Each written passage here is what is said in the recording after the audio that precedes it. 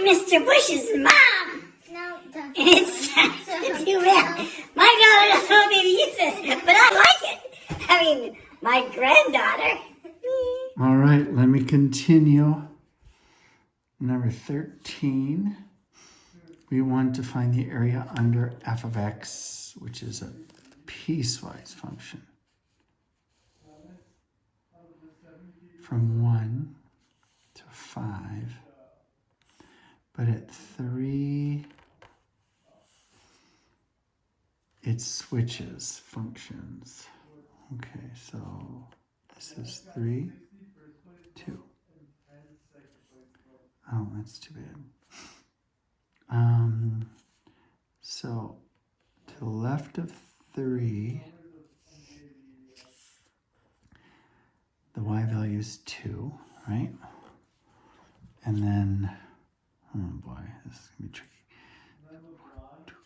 All right, so this is a line. It starts at -1. I didn't draw this really well, but let's pretend it worked out. So when x is 3, y is 2, same as that, so it goes through this thing. That part is not part of the piecewise function. Okay, but anyway, this is it. We have to find the area of the curve from 1. Let me erase this because this is just getting in my way.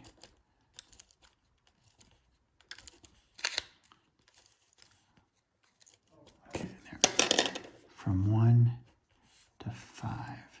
So the area of this, since it's 1 to 2, is 2 by 2. So the area that's 4. The area of this here is 2 by 2. It's 4. And the area of this is base is 2. The height is 2. So that's 2. Looks like it's D10. Okay.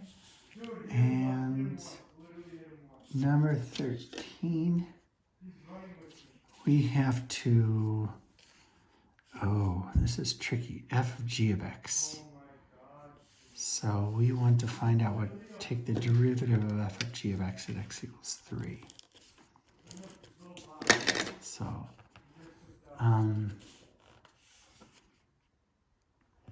f of g of x is 3x minus 2 squared, which is 9x squared minus 12x plus 4 minus 4, and that's that minus 4 right there.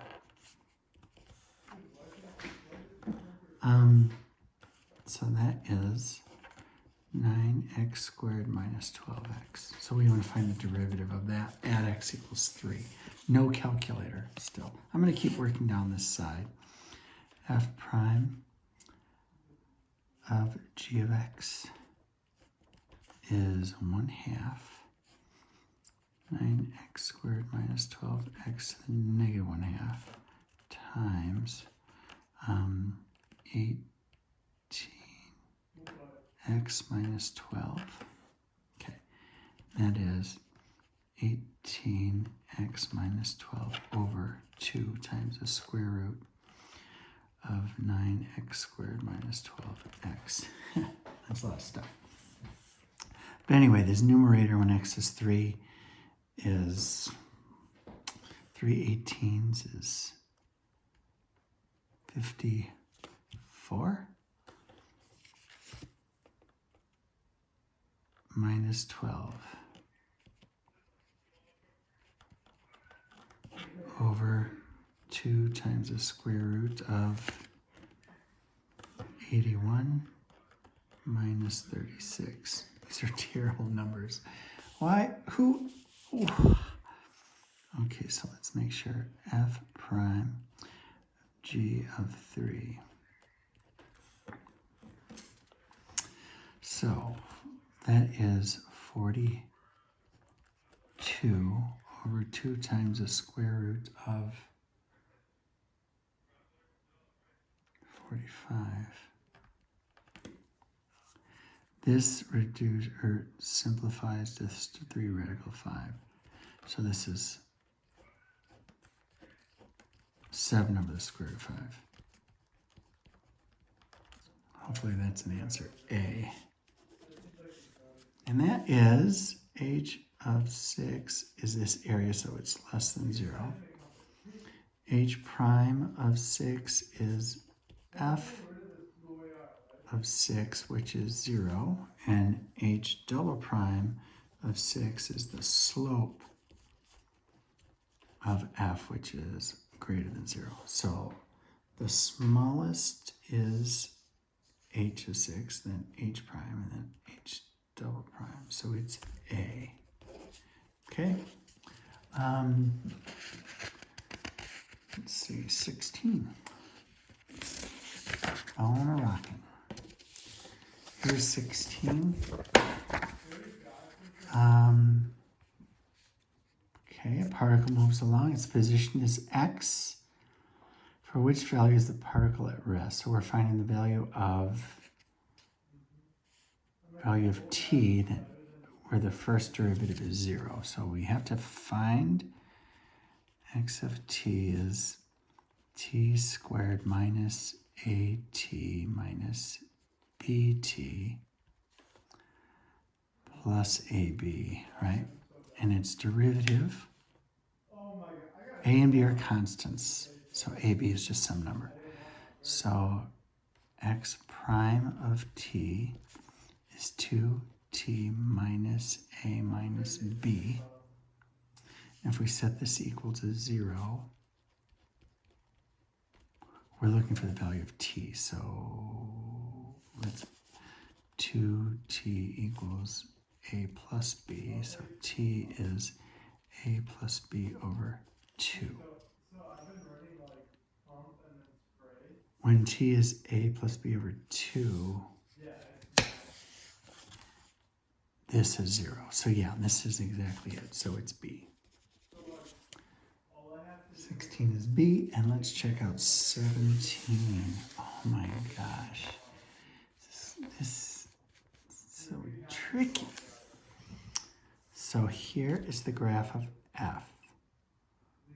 So if we integrate this from 2 to 0, I mean the answer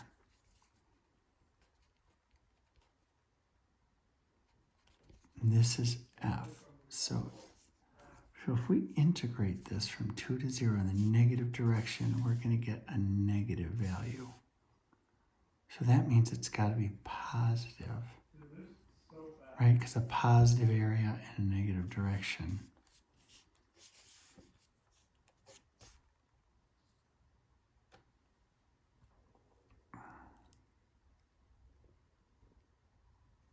And if we integrate from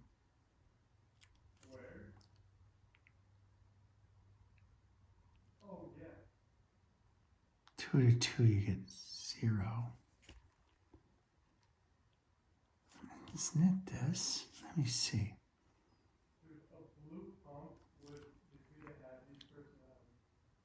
What is g?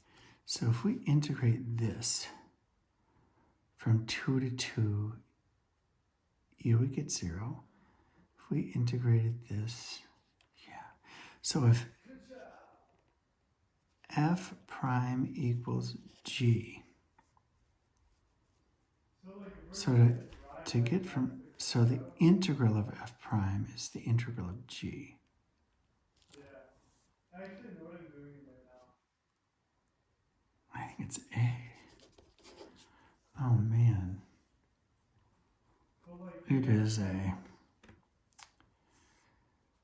Right, so if you take the derivative of this, you would get some constant, right? The derivative of f.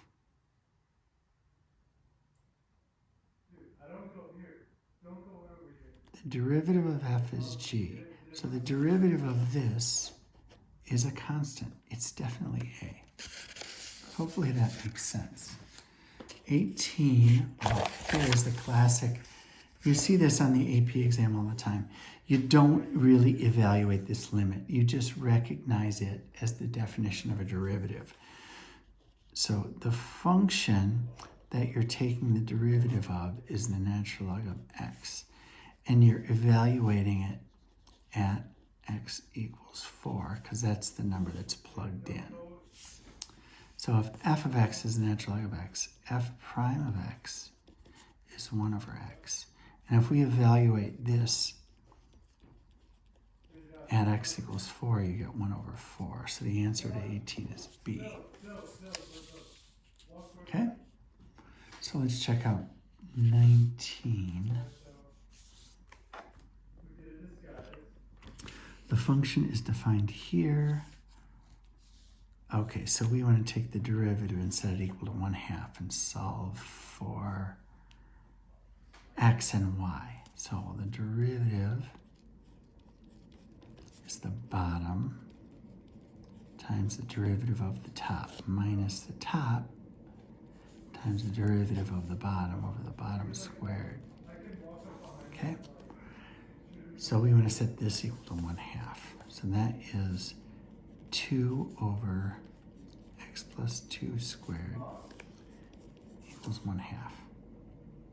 So if you cross multiply, x plus 2 squared equals 4. Square root both sides, x plus 2 is plus or minus 2. And if you subtract 2, x equals negative 2 plus or minus 2.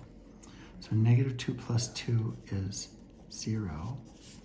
Negative 2 minus 2 is negative 4. We have to find, well, there's only one of those. But if we plug 0 in, we're going to get 0 over 2, which is 0. And if we plug negative 4 in, it's negative 4 over negative 2, which is positive 2. So that definitely looks like C. Okay, 20.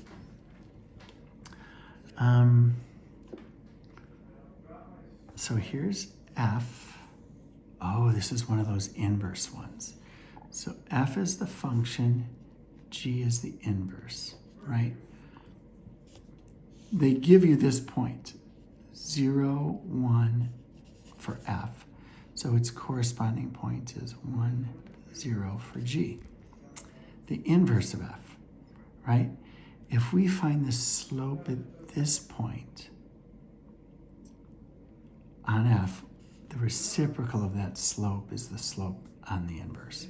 So f prime of x is 3 times 2x plus 1 to the second power times 2, right? So that's 6, remember that? So f prime of 0 is 3 times 1 squared times 2, which is 6. So the slope at the same point is 1 over 6, so it's D. Okay.